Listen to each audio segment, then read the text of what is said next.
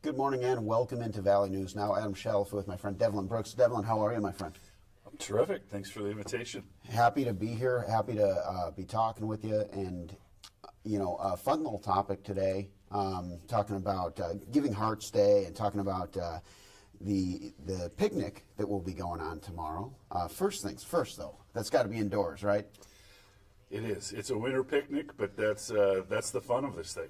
Okay, but indoors. Indoors. Sir. Okay, Indoors. Awesome. So that's at 5:30 to 7:30, and where's it being held? Yeah, so it's at the brand new MSUM Alumni Center right there on 11th Street in Moorhead. Very good. So if you're familiar with kind of the original arched gates there at the campus of Moorhead State, Minnesota State University Moorhead, sorry, it's right across the street from there. So okay, very good. Very good. And it's interesting to hear you called this a throwback to an event that was super impactful for you guys this fall. Yeah, so if you may remember back in September, we had our annual picnic. So Churches United does an annual picnic at Gooseberry Park over here in Moorhead every year, every fall. But this year's was special. The community turned out. Obviously, that was in the heart of when we were at our lowest point, when we needed the funds the most desperate. Sure. And there were several hundred people that turned out that day. We served 250 meals that day, and we know that there were, probably a couple of a dozen more people that showed up. So we're guessing maybe 300 people showed up that day. And it really, we think that event kind of symbolized the groundswell of support in our community for Churches United. And so that's kind of the day that we look back and say, that's when the community, that's the wind that came in underneath our sails, so to speak. And so we look pretty fondly upon that day. And we wanted to do something to support our community and say thank you, obviously, in advance of Giving Hearts Day. Giving Hearts Day is 2 days away. We wanted to do something big and say thank you in advance of Giving Hearts Day and say, you know what, don't forget us come Thursday. Okay, very good. And it sounds like that's something that you guys were able to just gather that momentum. Are you hoping that you can have a similar result than Thursday to kind of gather some more momentum then? Yeah, absolutely. So Giving Hearts Day typically is our largest fundraiser of the year. Okay. Historically, we've averaged $450,000. This year, we've set an ambitious goal. We'd like to hit $650,000. Okay. That would mean, about a third of our funding for the year, which would be fantastic.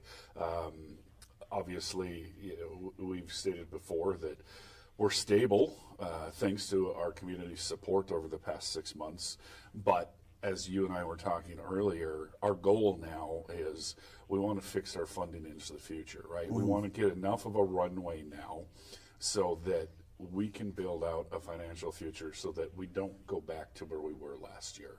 So a big Giving Hearts Day would be a big piece of that. And what does that, when you say the word future, it's very open. You know what I mean? Like the future could be 2 weeks, the future could be 2 years, the future could be 10 years. You guys just kind of navigated a lot of adversity in a short amount of time. So when you use that word future, how long do you think it's realistic to talk about that stabilization? Yeah. Throughout the fall and kind of into December, we kept asking the community to support us so that we would have a pathway to July 1st, right? July 1st, for many, they recognize July 1st is the state of Minnesota's fiscal year. Right. And we've been guaranteed by the state of Minnesota that we do have funding for our shelter for the next biennium. So we've been appropriated money, about $900,000 a year, each of the next 2 years. Okay. So for their fiscal cycles, so that would be July 1, 2025 to June 30th of the next year, right? Okay. So for both of the next 2 years. Obviously, that's just a tad under about 50% of what our funding is for the year. So we still need to raise, more, more than $900,000 a year to make sure that we can fund ourselves for a year. Okay. But, thanks to what the community has done for us, we have that past the July 1 now. We are secure through 2025. Okay. We're comfortable. We have that $900,000 each of these next 2 years. Now our goal is we've got to start working on what that, some people call it a forever fund. Some people call it a tomorrow fund, right? We have to make sure that we have funds built up for in the future so that we don't have that downturn in giving that we had last year. And so that's what we're working on now. Is there anything that you stepped into and maybe you were able to kind of arm yourself with some new knowledge just from navigating the kind of turbulent situation that you inherited, where now you're like, okay, that was a good learning experience, even if it's things that like about the situation you inherited necessarily more so than what you did to combat them. Were there any big takeaways and learning experiences for you and the other leaders throughout the mission? Oh, well, it was all one gigantic learning experience, right? We had to, it was no secret that we took a look at our organization, not only operationally, but from a personnel standpoint, from a financial standpoint, and we pared everything back. If we're going to make a metaphor, we stripped everything down to the studs, right? We had to take a look operationally across our organization, exactly what we needed to run the facilities we have, Micah's Mission, the pantry, Bright Sky Apartments, and then from a staff standpoint, exactly the staff that was critical to keep our facilities open. And we had to make some tough decisions. We probably are operating still at that critical level in the sense of we have exactly the number of employees that we need to get by at this point. We are going to have to make some decisions moving into the future about, okay, what is the optimal level of staff? What is the optimal level of resources as we run this organization? And those decisions still need to be made. We're only 6 months into this rebuilding. And so I've been saying all along that this is a long-term process, right? Churches United didn't get to the point where it was last August when I stepped in overnight, right? And we're not going to fix it overnight, right? But we're stable. We have a staff that is committed. They stayed. We have a new frontline advocate team that is invested. We've trained them up. They're there to care for our guests. Our leadership team is full for the first time since last August. Okay. We're financially stable for the first time since last August. Now we can start to do the long-term things that we've promised our community that we would do, and that's take a look at all across the organization.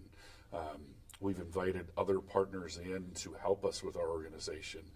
We have a new property manager, a new direct services partner at Bright Skies helping us to run that facility.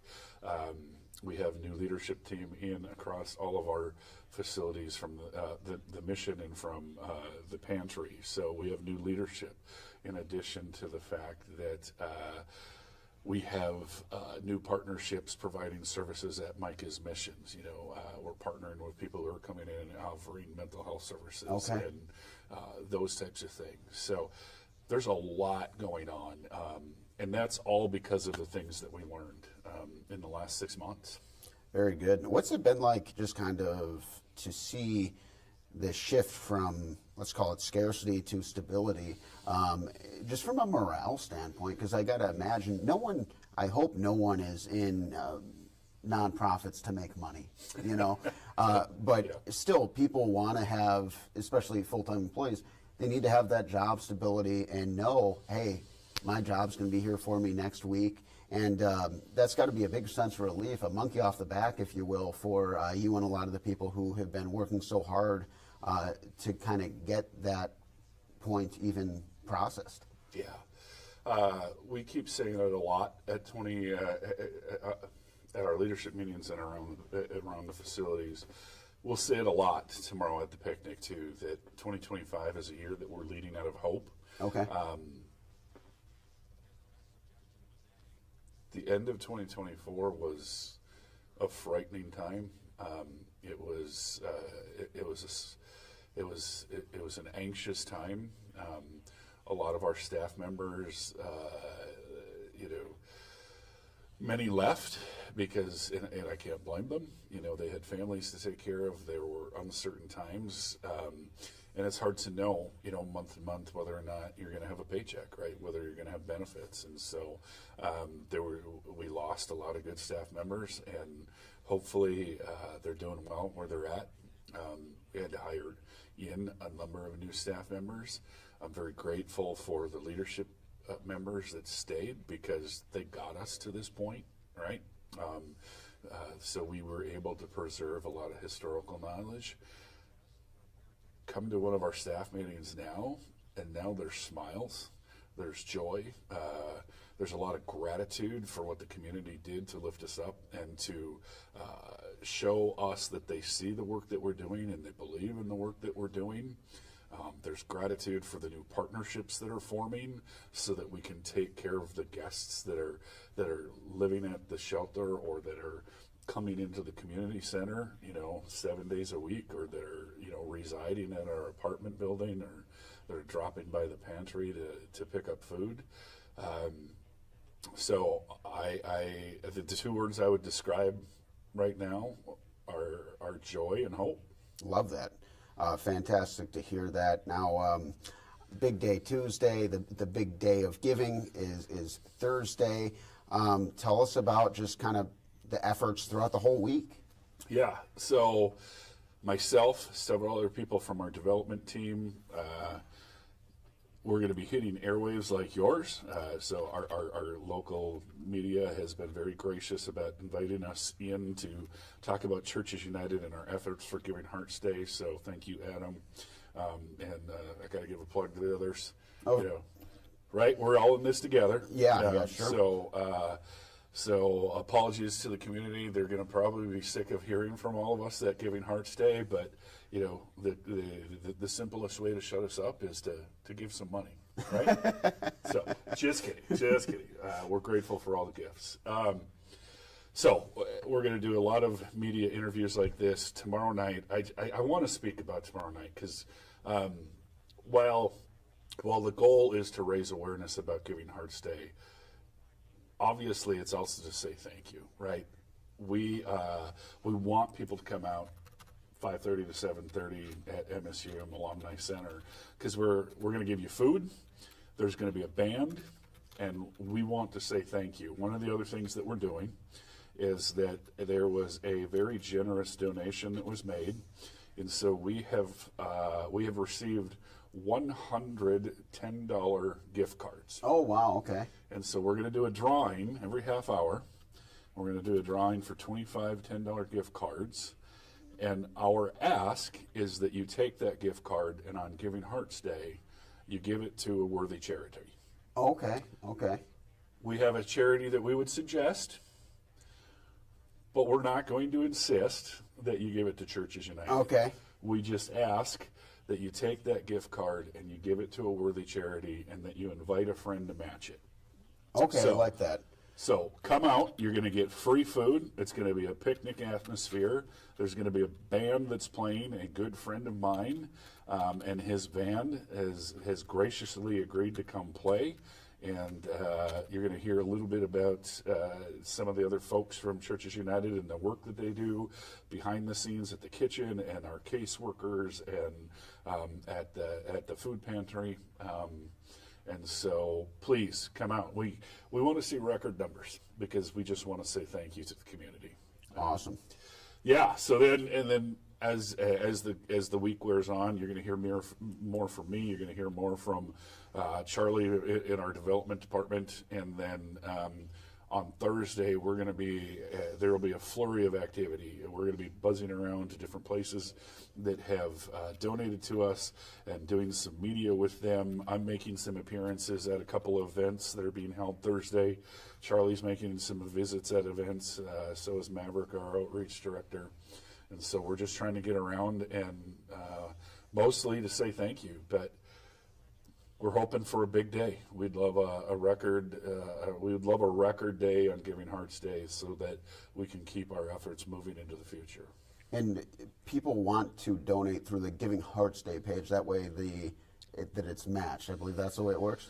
That is, yeah. So you can go directly to the Giving Hearts Day website. You know, if you want to come directly to our website, that's fine too.